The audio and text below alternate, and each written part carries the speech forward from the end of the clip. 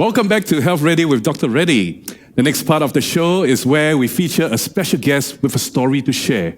Today I've invited onto the show my good buddy of more than 20 years, Ross Sarpani.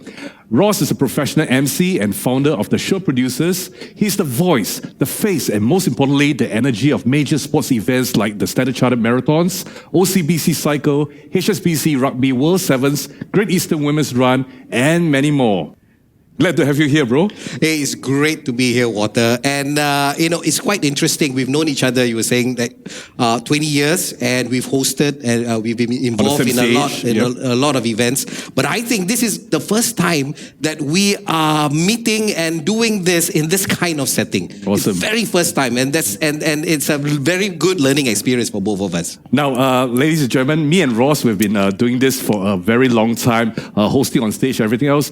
But one thing that we all know that Ross, especially for those people in the sports fraternity, will know him as the man at the starting line, at the finishing line, charging up all the runners at like 4 a.m. in the morning, getting them to all hyped out, everything else. Ross, okay, you have to share with our viewers here your experience like at the starting line. All right, Walter. I mean, I'm gonna do this as quickly as possible. You mentioned about runners. It's not only runners. Yes. I've been involved with cyclists as well, riders in the OCBC cycle. I've been involved with bowling, swimming, rugby. So anything you can think of in terms of sports, I'm very privileged and very blessed to be part of it.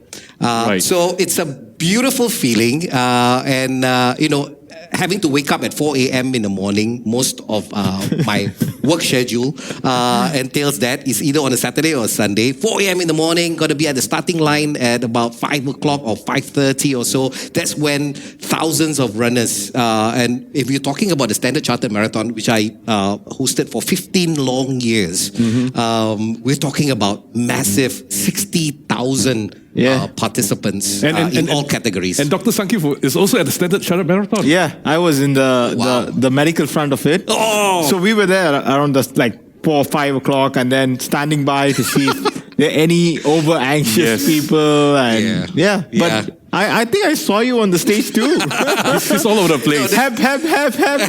Yes. Well, just the man. If you don't see me on stage, I'm definitely sure you're gonna hear me loud and clear, because it's like 5:30 a.m. in the morning. The air is so dense and it's very still, and you can hear my irritating voice early. Not just you alone, okay? Because we work as a team, right? Yes. So we have like Cyril Lim. Yeah. Who else? So the wonderful people, the wonderful and talented hosts, which are whom I have had the pleasure of hosting with, includes yourself. Thank you. Right, in the Safra Army Half Marathon, The Standard Chartered Marathon. and the Standard Chartered Marathon as well. And then I've got Cyril Lim, and then Kelly Latimer, and then Paul Leong as well. As far as I can remember, because oh my God, it has been like 15 years consecutive. And of course our DJs. Oh yeah, work together very closely with the people behind the music. I've got my I don't say it personal DJ, but the DJ whom I worked with many times during the runs, because they know the kind of music that I want to play. And music is an integral part of any event, especially during the runs and the sports events, because it evokes a lot of emotions and a lot of oomph in all the runs, especially during the starts. With you describing all this, there's also a tinge of sadness that I'm feeling right now. Because it has been quite some time since we have done any sports events, and we all know this is the season with COVID-19 and everything else. So Ross, how has it affected you? So since January, we've seen it coming, and I would like to stress this. Somebody dear to me has once said, and I always remember this, he says that our industry, the events, especially the events industry, and that includes the sports industry as well, is the first to get hit by this pandemic in terms of hit economically, and we are going to be the last to recover from this pandemic. So it is a very trying, very challenging times ahead of us. Yeah. So how have the events industry responded to all these changes? Well, it has been positive. It has been wonderful. For the very first time in so many years that we have been, and I have been in the events and entertainment industry. This is the first time that I've seen so many of our events people to come together. And just chuck away their differences which they had, coming together because we are in a grave situation. We're all fighting a common enemy. Well, adversity always brings people together. You're Yes, right. right. Yes, adversity always brings people together, and it's so heartening to find that balance and to find that that push towards getting together and working and finding a solution together. I did see you guys present on the social media platforms as well, the campaigns, Yes. the holding banners, that's kind right. of raising awareness amongst the general public about what's going on with the events industry and artists and stuff. That's right. Yeah. It's actually very inspiring. Yeah, a big shout out to all our friends in the events and entertainment industry. Tough times don't last. Tough people do, and the events and entertainment industry people, we are very resilient and we are very, very tough. Right. But what about yourself? We collectively, the industry, everybody's like pivoting, trying out new things. Even for myself, like doing this in front of camera. Yeah. But what about you? Yeah, I mean, it is what it is. I always look at it positively. So the first few months has been a challenge. But I was fortunate enough to have friends from the sports industry, namely Sports Singapore, who came on board, whom approached me personally. And the beautiful part is they helped me in a way that I can help the events and entertainment industry More as people. well. Yep. That's right. Okay. So working with Sports SG or Sports Singapore and tying them with our members of the Star Association, which involves events company and event organizers, and giving out certain grants for them to kind of like survive during these times. So I'm very blessed, I'm very privileged to have that particular person from Sports SG to come to me and to say that, hey, look, this is the time for us to help each other. I want you, since you've got that connection under Star Association. But over coffee the other day, you were mentioning that you have a special business, a new business that you really enjoy doing. So I was Right. looking at it and said, "Oh my God, it's circuit breaker. I can't, I have to stay home and I got to make ends meet as well. Right, you make got ends bills meet, to pay, right? I've yep. got bills to pay. So no shows, nothing at all. So it so happened that my mom, my 80-year-old mom, who stays with me, decided during the fasting month, decided to whip up her traditional kueh or traditional dessert, Malay dessert, which is called bubur som-som. So it's a nice rice flour mix with coconut milk, and then you eat it with sugar syrup. Yeah, Right, sugar right. syrup. So it's a simple dish. It's a traditional dish. You can't get it anywhere. And when I tasted it for the very first time, I said, wow. And something, there's that eureka moment, that thing, and I said, why don't I try and sell this? So I did, with the help of my wife, who's been an instrumental part of this journey. She helped in the marketing. She went into the Facebook groups and all that. So we went Right. into that whole thing. Right. And one thing led to another. The orders started coming in. Everybody liked it. My wife did a fantastic job in taking pictures. I think we found her we found a new talent in her, which is Right. photography. Right. So one thing led to another. So from that traditional kueh, we expanded to get on board my auntie. To bake, because she's a great baker of kuehs, traditional Malay kueh, and she did some, and then we started to sell, we started to deliver, and it all started. Yeah, it all So started. audience, Amazing, if you're amazing. looking for quiz, you know who to look for.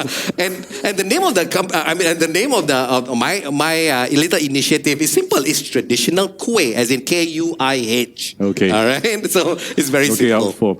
So, Dr. Sanketh, all right, do you know that our dear friend here, in 2006, had a heart attack? Oh, wow. Yeah. And this is the first time we were like probably saying this out loud. Yeah. So it has been, 15 years, 14 years, right? 2020, 2006. So it has been 14 years and I've kept it from a lot of people. Yep. I kept it away from a lot of people. The fact that I do that is mainly because, I'm always a positive person and I don't talk about it. And when you don't talk about it, I always believe when you don't talk about something, it didn't happen. Guys, 2006, I had a little scare, which is a heart attack. Only one artery was blocked, mind you. And I went for an angioplasty and I recovered very well since then. And in 2006, so starting from 2010 onwards, I started, leading a more healthy lifestyle. I did not an Ironman, but I did a triathlon, a sprint category. I run 10 kilometers. I did a half marathon. And this is after your heart attack? After my heart attack, all right? 3 years down. 3 years after your heart attack. About 3 years after. That's and during good. the first 3 years after my heart attack, I was living a life, still living a dangerous lifestyle. I see. Yeah. So that was... What really switched? Yeah, so 2009, around there, I spoke to a friend of mine, and he's a financial advisor, and I started to put aside certain amount of money for the wife, for my children, in case something happens. And I always remember these words from my friend. He said, "Look, why are you preparing for your death? You are preparing for your death by putting aside all this money. You're great." And I answered to him. My answer to him was very simple. I said, "No, I want to take care of my family if I'm gone." I said, "Do you know that the perfect gift that you can give to your family is yourself, which means keep yourself healthy, to be healthy, and be present." And that struck a blow to me. That is so true. Yeah, I was like, what the hell was I doing? So you are right. And that's when I started my journey. I was nearly 100 kilos back then. Wow. And now I'm 78. Is there any correlation to his heart attack, doctor? Well, as he said, right, the lifestyle would have played a big role in how the risk factors had piled up and then led to that point where you had a heart attack. But also, as you said, nutrition plays a big role. Yep. Weight is just an indicator that there's something not right, not going on, that your body is piling up and storing energy.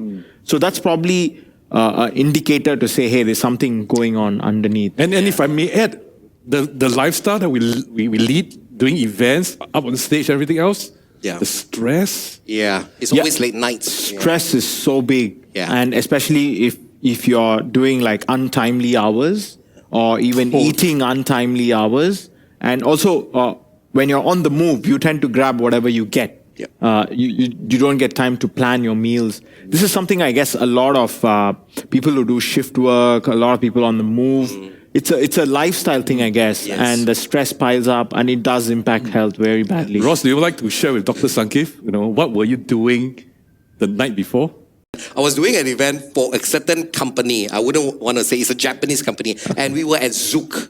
And I was jumping around with the microphone, entertaining everyone. Okay. Yeah. So at that point in time, I had a little feeling that something's not right. So all I did was to pop the GTN, which is an aspirin kind of tablet where you pop it under your tongue, and that kind of like dissolves, acts as an aspirin and dissolves and thins the blood, right? Yeah. So I was living on that for that night, and fortunately I had that with me. Yeah. Wow. So the very next day in the morning, I went straight to the A&E and I was admitted, and straight away we did the surgery. That probably made a big difference to how your arteries would have like held on with the blood flow and stuff. And and being at that time at Zouk, you probably wouldn't think that there's something coming, and you would just like push it till the next day. Yes. And I'm so glad it wasn't a major event. Yeah. I'm so glad as well. So drawing from that experience, you know what I did? I know it pointed out to me that it's very important to always listen to your body, because at that moment, during that night, if I hadn't listened to my body, if I hadn't taken the GTN pill, it would be disastrous. Yeah. So always listen to your body. That's my mantra, and that's where I always impart that mantra. That 4 words: listen to your body, to all the runners whenever I'm engaged with them at all the runs. Yeah. Right. So what are some of the steps that you've taken to actually help change your lifestyle? Basically, a lot of changes, Walter. So I do my exercises every day, almost every day. I go to the gym, I run, all right? I run average of 5 kilometers every other day. So I eat healthily, you know. I do intermittent fasting. Now I'm on keto. I'm trying my very best to try and cut down on my intake. Join my club. Yeah, no carbs. So I read up a lot on all these journals and articles that talks about, you know, healthy lifestyle. So I talk to a lot of people whom I become friends. They were runners. I mean, they are still runners, and they are in the health industry. And now they are my friends, and we exchange information and keep on telling me what to do. And it's always good to have that friends who are on the same journey, who exchange those key tips on how to like keep things rolling, motivate each other, and at the same time also, keto has been a very transformation aspect for a lot of people who are trying to get healthy, who are trying to keep a very balanced diet, and to reverse some of these risk factors that lead to like cardiac problems. So I thought what you did as a group of friends, or even what you initiated, the intermittent fasting and keto, is been there's a lot of research that's coming out now that says that it's really working for a lot of people. And even for water, I think that's something that impacted you. But I know Ross, you know, he's always the king of positive thinking. Okay, he's always about thinking, changing the mindset, you know, think positive and stuff like that. So, what about some words to all our viewers out there? Yeah, I mean, during this trying time. Yeah, in fact, not only for health, but also for the times that we are. I mean, the situation that we are in right now. Positive thinking is always it always works for me, and I'm sure it will work for all of you out there. Now, guys, it's more difficult to act on it rather than saying it out loud. But always try to keep a positive mindset. Right. I always believe in that. What you perceive, you will achieve. That's basically my mantra most of the time. And wake up, you know, every morning feeling grateful of what you have, feeling blessed at what you have, and then look forward to a day of positives. Everything and anything that spells positive. Look at the positives in every situation. COVID-19, it affects everybody, but there's always a silver lining, and there's always learning opportunities. Like right now, I'm feeling very blessed because for the very first time, I'm doing this with water. I'm doing this with you, Dr. Reddy, and I'm among friends, and I'm in this wonderful setup, which is quite alien for me because we are live presenters, and it's a learning experience. It's always a positive learning experience.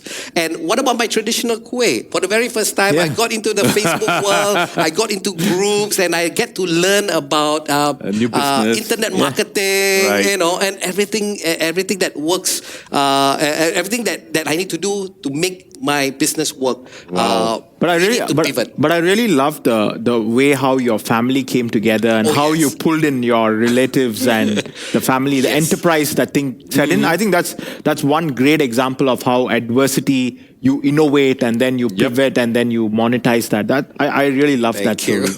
I'm very blessed to have such good, strong family support. Right. Yeah. You know, on that positive note, I really wish I could have you throughout the whole show, but we have more things to come for all the viewers there. Yeah. So, Ross, thank you so much. You know, it's a blessing to have you as a good friend, and thank you for coming to our show. Likewise. All right. Thank you, Ross. And it was a very inspiring story to know about what you had gone through, how you've transformed from there on, how you made changes to your life, and how it's impacted.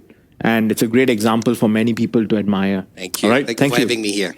So we'll see you back for our next set where we're going to dispel some myths about some of the food that you would normally eat. Stay tuned.